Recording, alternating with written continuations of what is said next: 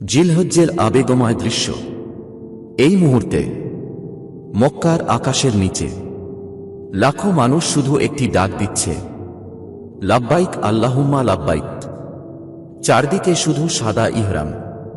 কেউ তাওয়াফ করছে, কেউ কাবার দিকে তাকিয়ে কাঁদছে, কেউ দুই হাত তুলে আল্লাহর কাছে ক্ষমা চাইছে।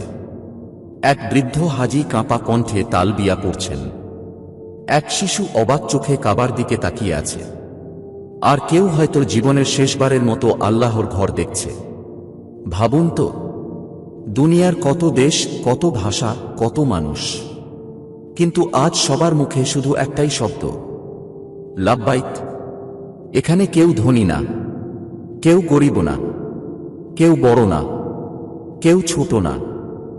আজ সবাই শুধু আল্লাহর বান্দা। কেউ নিজের গুনাহের জন্য কাঁদছে, কেউ মা বাবার জন্য দোয়া করছে, কেউ হয়তো আল্লাহর কাছে নতুন জীবনের আশা চাইছে। জিলহজ্জ শুধু একটি মাস না, এটা মুসলিম উম্মাহর সবচেয়ে আবেগময় সময়গুলোর একটি। হয়তো একদিন আল্লাহ আপনাকেও তাঁর ঘরে ডাকবেন।